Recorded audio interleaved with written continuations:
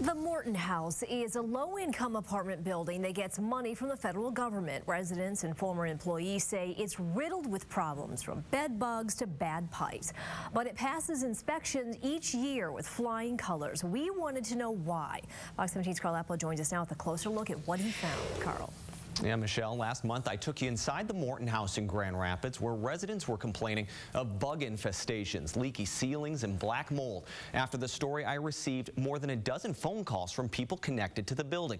Everyone seemed to say the same thing, that the 100-year-old building has major problems, and no one knows who to turn to.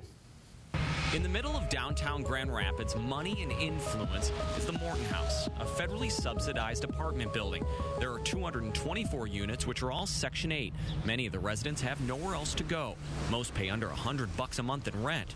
If not for that, they'd be homeless. My biggest things are bed bugs and roaches. We spoke with two single moms. It's just absolutely ridiculous. They wanted their identities concealed, worried about being evicted for speaking out. One of them was so shocked by the conditions in the building, this summer she documented what she saw with more than 100 pictures and videos. They were happy to let me in. They were happy to let me take pictures. Residents month, but people have the bites to prove it. Residents say they complain to managers who call exterminators, then the pests come back.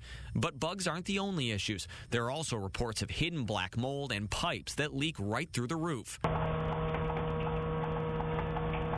I was contacted by not one or two, but 4 former employees who wanted to speak out. People are getting sick left and right, and they're wondering, you know, what's causing this. I'm talking about normally healthy people. What's going on with my health all of a sudden? The Morton House is owned by Saperstein & Associates near Southfield. They own at least 3 other properties in the Detroit area. On their website, the Morton House is referred to as the ultimate expression in city high-rise living.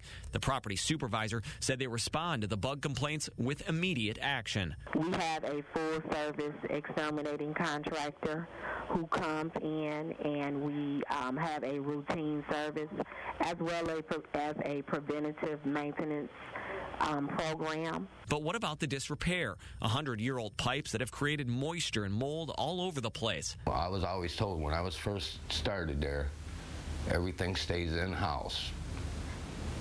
We don't want contractors in.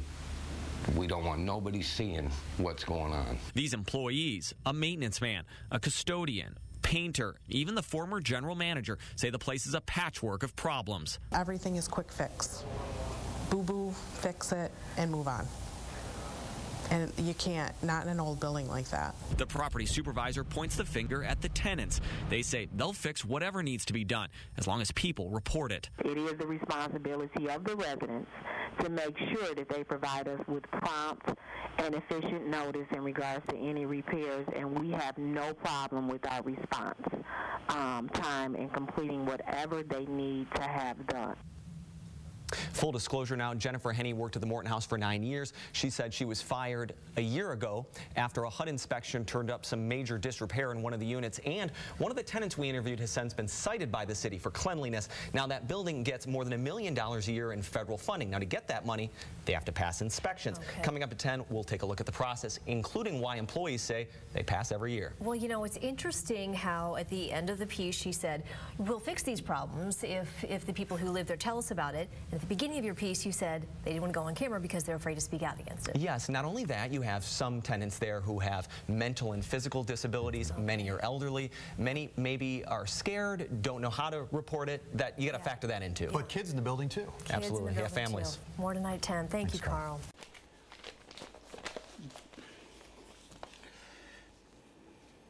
You see all these bites? This is from a landlord who didn't do their job. This is what happened to us in this building. 220 people were affected.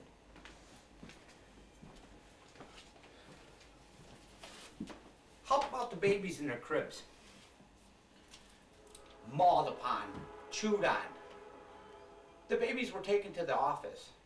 Look at our baby. These slumlords, who I call slumlords, how could you do that to any child? It makes no difference what race you are, what country you're from. A baby's a baby. If that baby needs help, give that baby help. Give the baby all the love you can. And if it costs money, spend that money. A The baby comes first, and you know darn well it does. Well, the Morton House Apartments didn't think so. 200 residents lived and resided downtown Grand Rapids, Michigan. We're so poor, we're not even middle class. We were denied pro bono. Pro bono is made for poor people.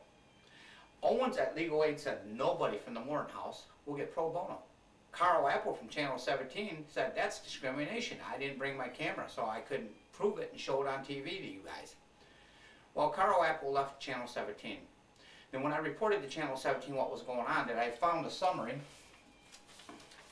I found the summary to the city who had reported that the Morton House is infested with roaches. Treatment is unstoppable. Building is infested with roaches. Contractors spray every month, but is not effective. 10/29/2009. This was closed. This case should have never been closed. The building should have been closed, but not this case. We the people and our children, they laid in their cribs. I got the Orkin records. They laid in their cribs, day in, day out, through the night. Roaches crawling on you, under your clothes, under your underwear, under your shirts, in your beds, on your furniture, in your food, in your refrigerator. What about the babies in their cribs? While they slept, they were being crawled on. So since the city of Grand Rapids had broke the law themselves, because there are state laws and city laws, they let these people continue on renting them apartments out with roaches like that in it. The federal government gave them $1,500,000 and more dollars every year tax money to take care of us, because we're low income. We can't afford, minimum wage just doesn't do it. Well, the problem with that is they didn't take care of us. They didn't care about the roaches. Since they got away with the roaches and the city let them get away with the roaches.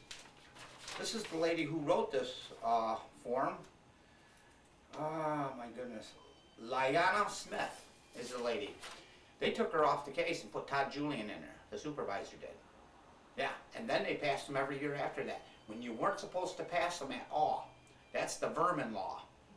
Vermin, roaches, any type of insect or rodents. You can't rent an apartment to people, especially if they got babies in that building. But they did, and they got away with it. So since we can get away, they thought, with the roaches, why not try to get away with the bedbugs? Not realizing how dangerous these bedbugs really were and are. Bedbugs are dangerous. They'll sting you, they'll bite you, they'll infest your furniture, they'll infest your carpets. They're hard to get rid of. You can't take none of that with you. Now we got roaches and bedbugs. We took the baby to the office. An infant laid in the crib.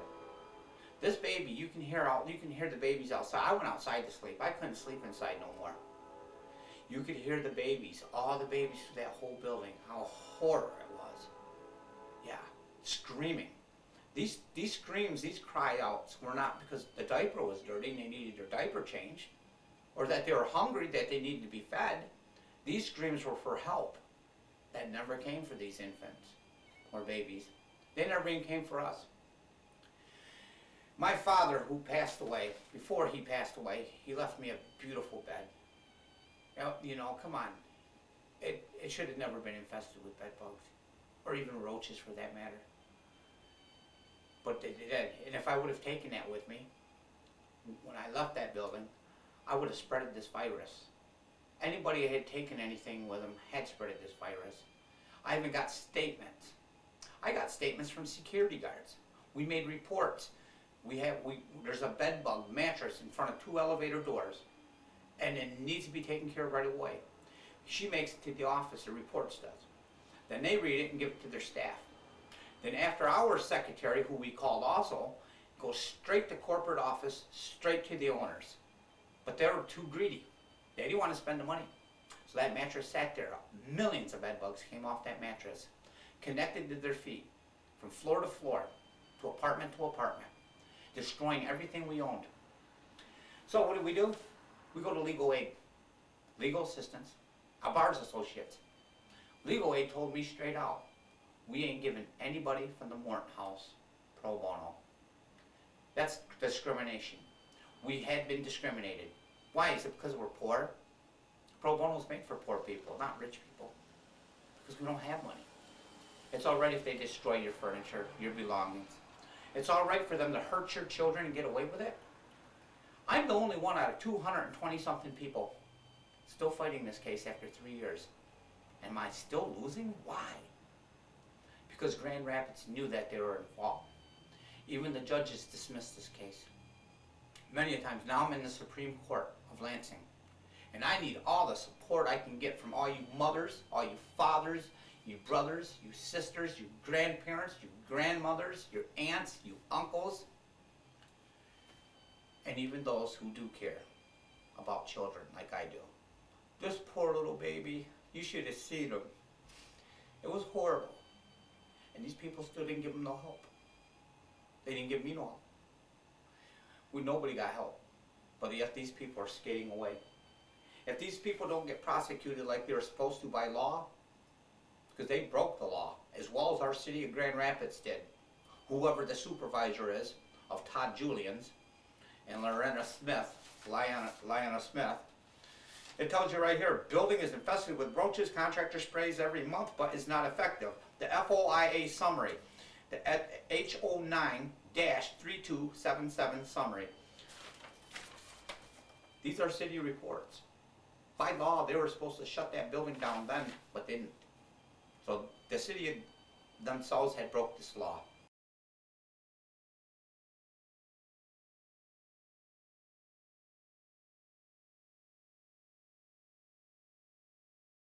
Tonight on Fox 17 News at 6, we told you about the issues they're having at Morton House, a subsidized low-income apartment building downtown. Management says they are doing all they can, but residents and some former employees say it is loaded with problems, from roaches and bedbugs to black mold and general disrepair. The weird part is it passes inspections year after year. Fox 17's Carl Apple did a little digging to find out why. He joins us now with more. Carl. Yeah, Christian, most of the residents at the Morton House pay well under $100 a month in rent. If not for that, they'd be homeless. A spokesperson for the Department of Housing and Urban Development told me they don't subsidize slums, so they inspect properties every few years. But if the place is as bad as these people say it is, why is it still funded by taxpayer money? The Morton House, 224 apartments, which are all Section 8. If we could afford something better, we would. Many of the residents are scared to speak out because they have nowhere else to go. They say the cockroach and bedbug infestation is out of control. Former employees contacted me after our first report last month that brought attention to these problems. They said there are plumbing issues that have rotted away walls and spread mold. I dare say you can go in there and knock a hole in any one of those walls right now, and it's still there because all we did was cover it up, paint it up, bleach it out. The property supervisor said they stay on top of problems when they know about them. As long as we are given prompt notice, we will do all due diligence as far as management to take care of any issue and or concern. According to HUD, the building gets more than $1 million every year from the federal government. A spokesperson in Chicago said they inspect the building every 3 years. The building scores well. I checked Morton House's last published inspection done in 2007. The building scored 89 out of 100. It's a random inspection of units using a computer that generates apartment numbers. But former employees say the inspections were carefully choreographed. We'd bypass anything that we knew was messed up. They say HUD was guided away from parts of the building. Former general manager Jennifer Henney said sometimes inspectors wouldn't even be allowed in certain apartments. If they picked one that we really didn't want them in, we lost the key, or we would tell the tenant ahead of time, you know, don't let them in. Come up with an excuse, or this person's really violent, so we don't want to go in there. The company denies all of it. Definitely no measures to do anything of the such. We have nothing to hide at all. The city of Grand Rapids also inspects the building. Code Compliance Director Virginia Millian said they're even more strict than HUD. We looked at their housing records. There are issues, but nothing major. But she said some of these problems, especially the pests, may be beyond the management's ability to control. In situations where you have a complex, it's really everybody's job. You can't, it's not going to be confined to one apartment. There's no way. We pressed a HUD representative in Chicago for answers about how Morton House passes, but they referred us back to management and would not agree to an interview. So is it the tenants, the management, or the government's responsibility to provide a safe building? The people coming forward now and voicing concern just want it to change. We're all we got when it comes down to it. And if we're not standing up for each other, what is it? All right, full disclosure, Jennifer Henney, the supervisor or the GM for a while back, worked at the Morton House for 9 years. She says she was fired a year ago after a HUD inspection turned up some major disrepair in one of the units. Now, the last inspection was done this fall. I was told we weren't allowed to see the score until March. Of course, we have more pictures, video, content on our website, in addition to part 1 and part 2 of the reports. That is some strong stuff. I know they were scared of maybe losing their home, but what's next right now? Yeah, well, I've been contacted. We hadn't even put anything on the air, and I was already being contacted by nonprofits who are wondering what to do about this, perhaps an effort to organize tenants. But we'll see, and we'll certainly stay on top of this in the coming months.